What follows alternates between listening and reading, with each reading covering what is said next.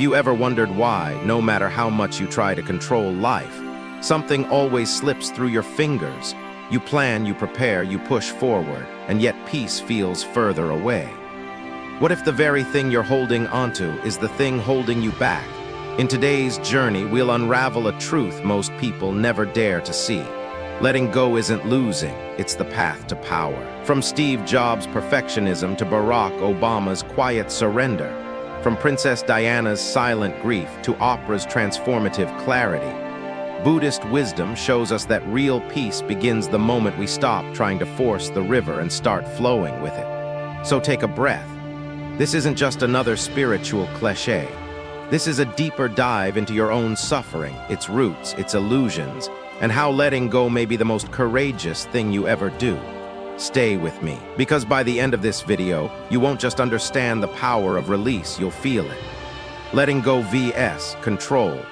The illusion of mastery in a chaotic world in modern society, the obsession with control is almost sacred.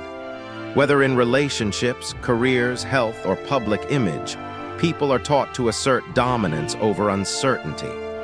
From childhood, we're conditioned to believe that planning, predicting, and perfecting outcomes is the way to succeed. But in Buddhist philosophy, and increasingly in psychological science, this attachment to control is precisely what disrupts our peace. Control feels good. It gives us the illusion of safety. Take Steve Jobs, for instance. Known for his obsessive attention to detail, Jobs micromanaged nearly every aspect of Apple's product development. This desire for control led to revolutionary devices, but also contributed to a life filled with emotional volatility. He built empires through his grip, but those close to him often described a man tormented by inner chaos. The question is not whether control breeds achievement, but whether it allows space for peace. Buddhism doesn't condemn planning or strategy. What it questions is the clinging, the grasping hand that refuses to let life flow naturally. In Pali, the word T, a letter 1E47HA macron, thirst, is used to describe this craving, not just for material things, but for certainty, for assurance, for outcomes that match our mental narratives. Now let's look at someone on the opposite end, Barack Obama. His presidency was marked by moments that forced him to relinquish control, most notably during the financial crisis of 2008. He often spoke of keeping a long view, acknowledging that the results of decisions would play out over decades, not news cycles. This is the Buddhist idea of acting without attachment to the fruit of the action.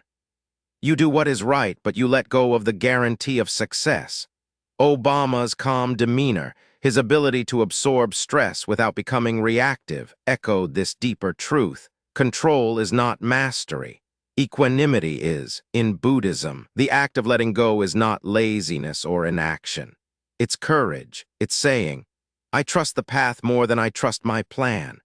Imagine trying to control the wind. You can build walls, you can close the windows, but the wind still moves. Life, like the wind, cannot be mastered. It can only be moved with. In daily life, control manifests in subtle ways. We try to manage our partner's emotions. We try to dictate the timing of our career milestones. We obsess over what others think of us. But in doing so, we lock ourselves into a prison of perpetual anxiety. Control never delivers peace. It only prolongs the illusion. Letting go does not mean passive acceptance. It means active surrender. It means you stop strangling the river and start flowing with it. Even Amazon's founder Jeff Bezos once said in a letter to shareholders, if you can't tolerate failure, you will not innovate. That's surrender not to failure, but to the truth that failure is part of the flow. This principle is encoded in the Buddhist concept of anicca, impermanence. Everything changes. Clinging to permanence in a world built on flux is like trying to anchor a boat in the middle of a storm. It's not the storm that causes suffering. It's the belief that the boat should never move. And when the mind fixates on control, it becomes narrow. It cannot see possibility. It cannot feel grace. Letting go is expansive. It invites the unknown, and that's where transformation lies.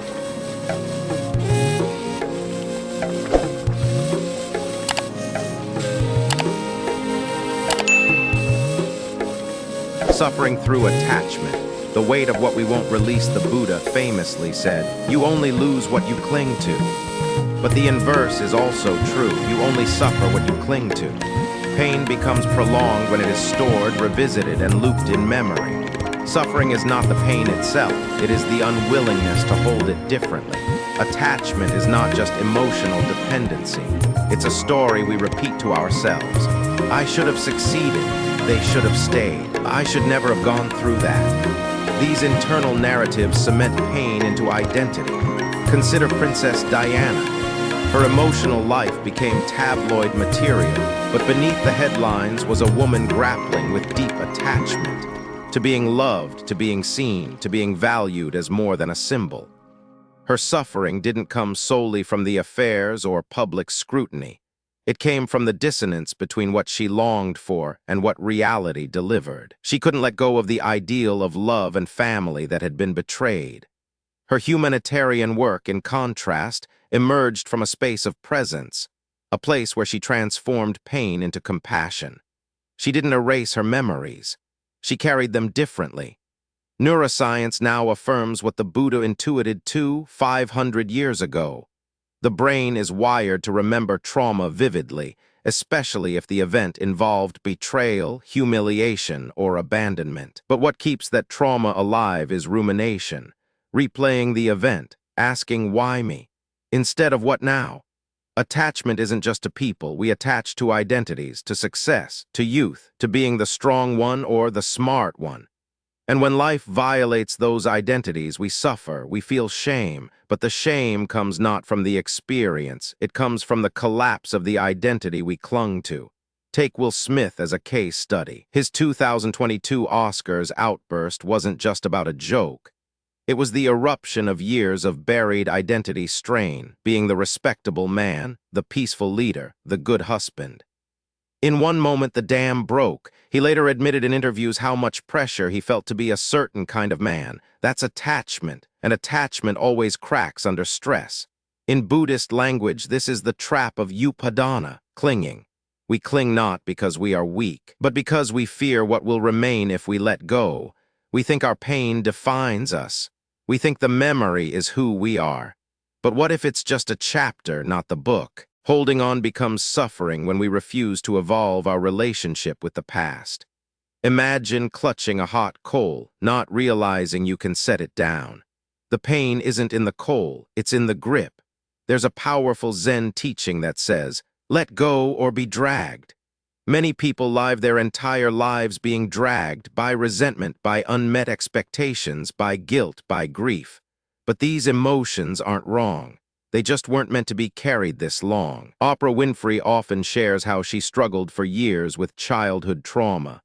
But what shifted her life was the moment she stopped asking, why did this happen to me?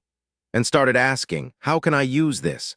That shift from resistance to purpose is what Buddhism calls transformation. You don't need to erase the past, you need to reframe it.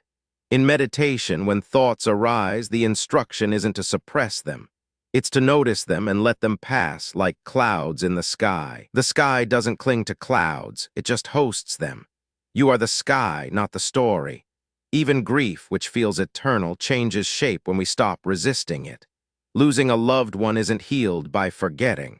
It's healed by loving them differently, by allowing their memory to be a blessing, not a wound.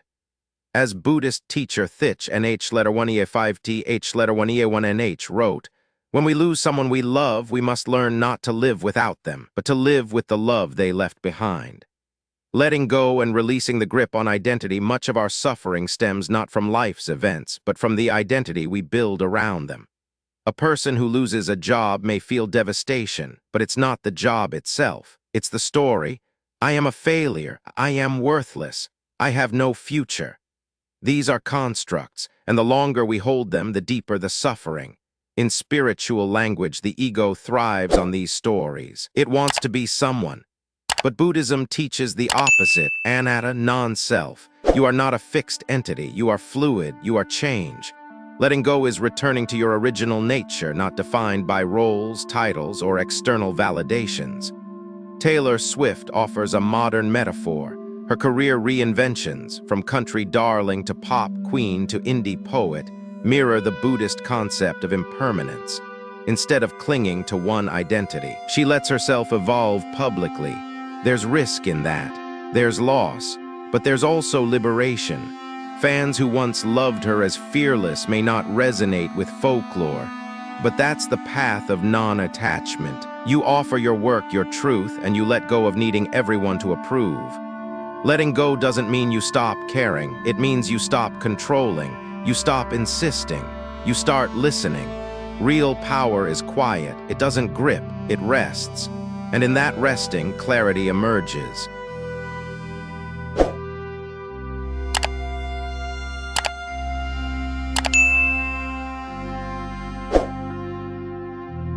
Summary of insights: embody as requested. Letting go is not weakness, it's maturity.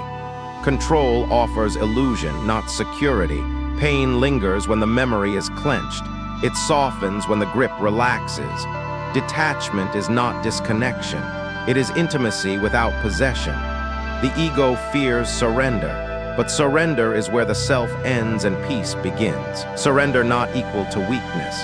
Redefining power in a control-obsessed world, the word surrender is usually met with suspicion in the West. It's associated with giving up, giving in, or losing. In warfare, surrender signals defeat. In personal relationships, surrender can be seen as weakness, yielding your position, your pride, your boundaries. But in Buddhist philosophy, surrender is none of those things. It is not defeat. It is the deepest form of inner strength. Surrender in Buddhism is radical trust, not in fate, but in the fundamental flow of life. To understand surrender, you have to let go of the myth of control. People believe they can control outcomes, control people, control perceptions. But no amount of planning can prevent a layoff, a diagnosis, or the collapse of a relationship. Control is the ego's favorite illusion. Surrender is what happens when you finally drop that illusion. Consider Nelson Mandela. He was imprisoned for 27 years. Any other person might have come out bitter, vengeful, or broken. But Mandela chose surrender not to injustice, but to a greater vision. He surrendered to reconciliation. That's why his power endured. He didn't grip onto retribution. He trusted the process of transformation. That's Buddhist surrender in practice, trusting that the path, however painful, is not the end but a vehicle. Surrender is not passivity, it's clarity. It's saying, I don't need to control this moment, I just need to meet it honestly. In martial arts, masters teach that the more you resist a force, the more power it has over you. But when you redirect the energy, when you move with it, you find leverage. That's surrender. You're not stepping back, you're stepping into flow. Let's look at Barack Obama again. During his presidency, he often spoke about the weight of uncertainty. He couldn't control Congress, couldn't control global markets, couldn't control world leaders. What he could do was show up, do the work, and trust the broader arc of progress. That's a Buddhist approach, serving the present moment with diligence while surrendering the outcome. Compare that to someone like Vladimir Putin, who clings to control through surveillance, force, and manipulation. His approach is the antithesis of surrender. It's domination. But domination breeds fear, resistance, and eventually collapse. The Buddhist perspective is clear. What you try to grip too tightly, you eventually crush. Real power doesn't require squeezing. It stands on presence, not pressure. In personal lives, people grip relationships with the same intensity. If I just say the right thing, they'll stay. If I do everything perfectly, they'll love me. But this mindset comes from fear, not love. It's rooted in desperation, not trust. Surrender is not begging, it's breathing. In Buddhist teaching, surrender is linked to the concept of vairagya, dispassion, not coldness, not numbness, but the clarity to see things as they are, not as we want them to be. The Buddha never fought Mara's illusions. He acknowledged them. He said, I see you. And in that seeing, the illusions lost their power. That's what surrender does. It doesn't battle reality. It meets it. Think of Malala Yousafzai. After being shot by the Taliban for pursuing education, she could have retreated in fear. Instead, she surrendered to a purpose larger than herself. She let go of revenge, of victimhood, of bitterness. That surrender became her power. She moved beyond her trauma, not by ignoring it, but by refusing to let it define her. Surrender is not giving up. It's letting go of the need to force. It's stepping back from the edge of control and saying, I trust the ground beneath me. That's not weak, that's unshakable strength. Even in business, we see this shift. Satya Nadella, CEO of Microsoft, transformed the company culture from competition to collaboration. He surrendered the old need to dominate and embraced a more open, adaptive, trust-based model. The result? A revived company, more innovative than ever. That's surrender as strategy. You let go of the ego's agenda so something bigger can move through. In daily life, surrender looks like choosing silence over argument, space over pressure, faith over fear. You can still act, still speak, still pursue, but without grasping, without expecting the universe to obey your timeline. Surrender doesn't mean you don't care. It means you care with open hands.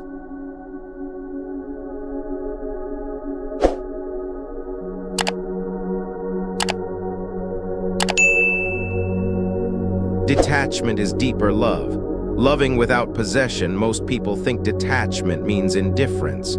That if you let go of attachment, you become cold, distant, robotic. But that's not Buddhist detachment. In fact, Buddhist detachment is the beginning of authentic love. It's the love that does not bind, does not control, does not demand. It's love in its highest form, pure, open, and free. Look at parents and children. Parents who love with attachment often smother. They impose expectations. Be a doctor. Stay close to home. Don't disappoint me. The child begins to feel love is conditional based on achievement, obedience, image. But detachment allows a parent to say, I love you no matter what. You are not mine to control. That's deeper love. In the global spotlight, Michelle Obama provides a remarkable example of detachment. She has spoken publicly about allowing her daughters to develop into who they truly are, not molding them into an extension of herself or Barack. She supports without suffocating. That's detachment. That's powerful parenting. In romantic love, detachment is even more misunderstood. People think if they detach, they stop caring. That's wrong. Detachment means you care deeply, but without the urge to possess. You love the person as they are, not as you need them to be. And that love isn't brittle, it's resilient. Take Keanu Reeves. After losing his partner and child early in life, he chose not to close his heart, but to live with space and stillness. He's often seen as solitary, yet deeply compassionate. He doesn't perform his grief or his love. He just shows up with presence, not possession. That's Buddhist detachment in action. In relationships, attachment sounds like, I need you to make me happy. If you leave, I'm nothing. You belong to me.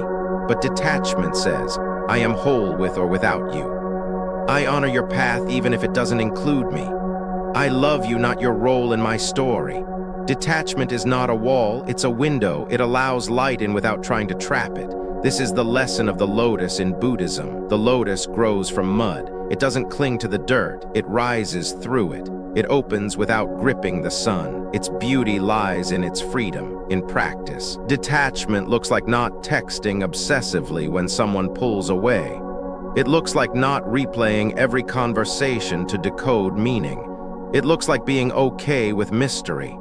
That's hard, because the ego wants certainty. But love lives in openness, not prediction. Even in leadership, detachment matters. Angela Merkel, former Chancellor of Germany, governed with calm steadiness, rarely driven by emotional reactivity or personal ego. Her leadership wasn't flashy, but it was deeply effective. She didn't cling to power or popularity. She served and then she stepped away.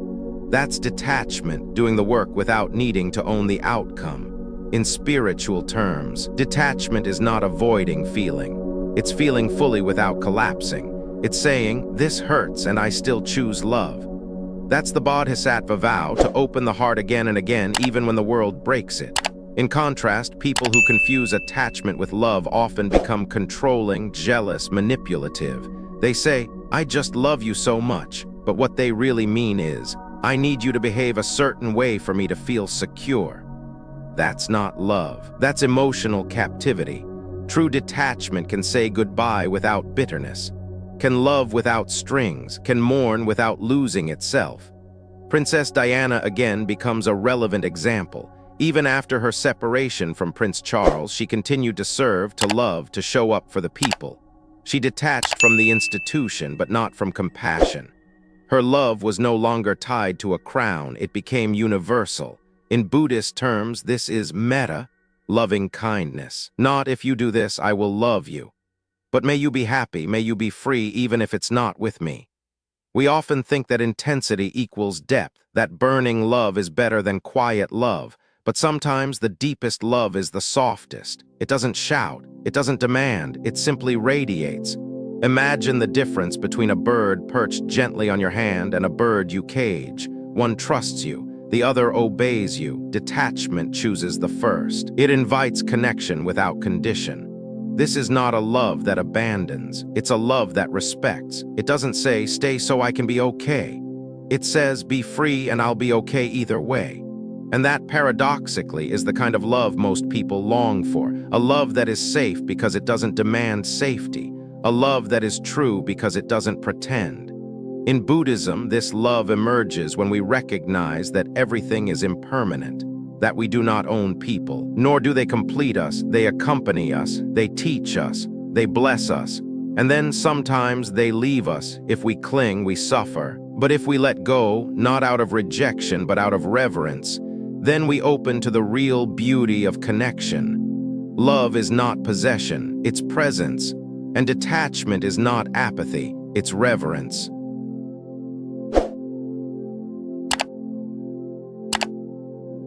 Awareness distinguishes release from avoidance. Letting go has become a trendy buzzword.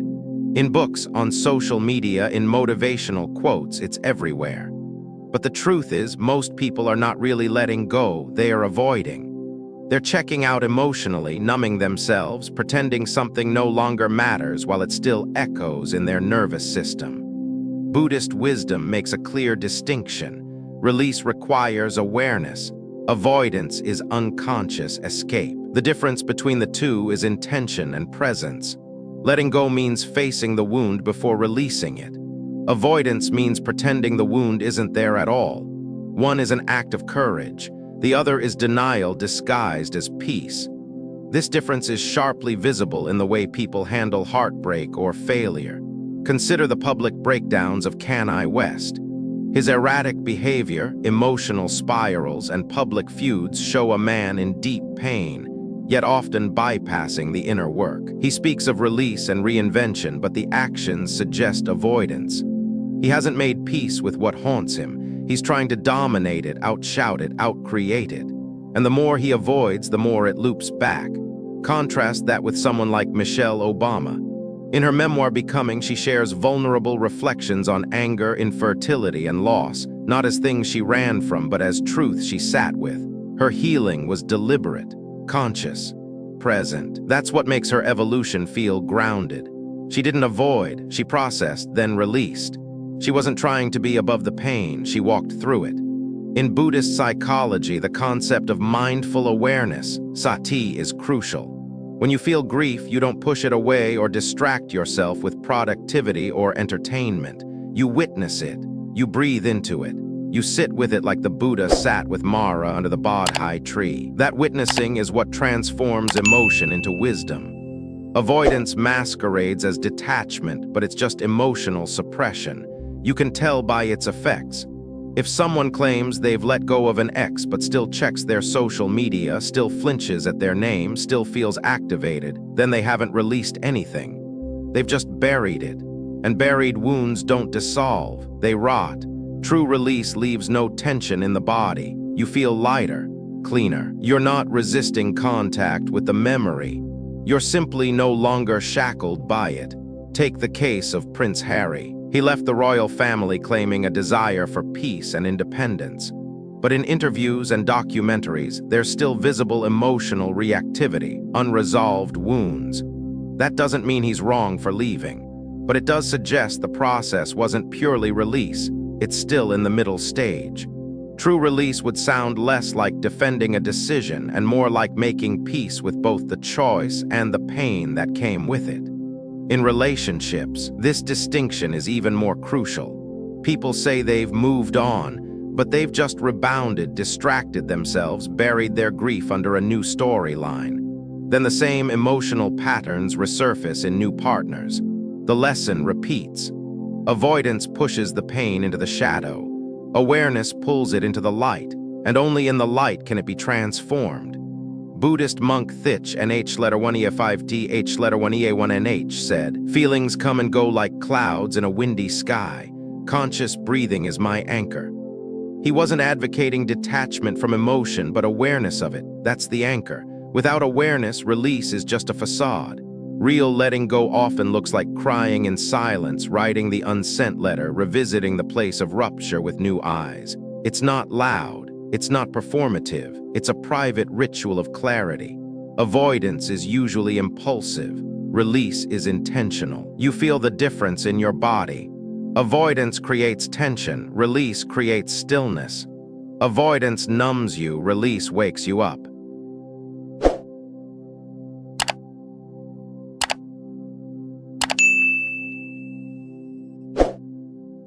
Strength in yielding. Peace over pride. Yielding is often seen as weakness. In debates, in business, in relationships, yielding feels like surrendering status or control. But in Buddhist wisdom, yielding is an act of power. Choosing peace over pride is not submission, it is evolution. In American culture especially, pride is armor. From politics to corporate boardrooms to playgrounds, pride is equated with strength. But it's often just fear in disguise. People cling to pride because they don't want to feel the vulnerability underneath. Look at the feud between Donald Trump and various political figures. His refusal to yield, to apologize, to acknowledge mistakes, it's not strength. It's fragility. It's ego needing to be right at all costs. But Buddhist wisdom teaches, the more tightly you hold onto pride, the more you disconnect from truth. Now contrast that with Nelson Mandela again. After decades in prison, he invited his former jailers to his inauguration. That's yielding, not to injustice, but to a greater vision. That choice of peace over pride changed the trajectory of a nation. It wasn't weakness, it was the ultimate flex. Yielding doesn't mean you lack boundaries. It means you know when your ego is trying to fight a war that doesn't need to be fought. In relationships, arguments escalate because neither party wants to be the one to yield. I'm right. No, I'm right. But real strength is in asking, is my peace worth more than this point? Often it is. The mind wants to win, but the heart wants connection. Consider LeBron James. On the court, he's aggressive. Off the court, he's been known to de-escalate tension, take criticism gracefully, and model humility. That's yielding, not because he's soft, but because he understands the power of long-game integrity. Yielding isn't giving up. It's choosing what matters. It's saying, I don't need to dominate this moment. I choose peace instead. That choice is spiritual maturity. In Buddhism, the idea of non-resistance is not about passivity. It's about inner equilibrium. When someone insults you and you don't react, not because you're afraid, but because you see the futility of ego wars, that's power. Peace doesn't come from being right. It comes from being free. And freedom often requires yielding. Yielding to the fact that some people won't change. Yielding to the truth that closure may never come. Yielding to the limits of your control. Yielding is not weakness. It's clarity. It's the ability to see the bigger picture. It's the wisdom to let the wave pass rather than fight it. In every interaction, we're given a choice, grip or yield, pride or peace, ego or essence. The more we yield to the present, the more powerful we become, not in domination, but in grace. Buddhist teacher Jack Kornfield wrote, "In the end, just three things matter: how well we have lived, how well we have loved, and how well we have learned to let go." Letting go of pride is letting go of the need to always be right, always be seen, always be heard. It's yielding not to others, but to truth. And truth, when held with humility, becomes liberation. You came here seeking clarity, maybe even freedom. But what you found is something much deeper. The realization that control is a cage and you've been holding the key all along. You don't have to master the chaos. You don't have to grip every moment like it will disappear if you don't. You simply have to trust. Trust that uncertainty isn't your enemy. Trust that surrender is strength. Trust that love, real love, doesn't cling, it opens, it breathes, it blesses. Just as the lotus rises through the mud, you too are meant to grow, not by resisting the dirt, but by using it. So if today's message stirred something in you, if you're ready to stop performing strength and start living it, then carry this teaching into your next breath, your next decision, your next quiet moment. And when the urge to grip returns, as it will, remember this: the hand that lets go is the one that finally receives. This is Buddhism wisdom teachings. If this video moved you, like, share, and subscribe to continue walking the path of awakening with us. Now, go not to chase life, but to meet it as it is: peace, presence, liberation.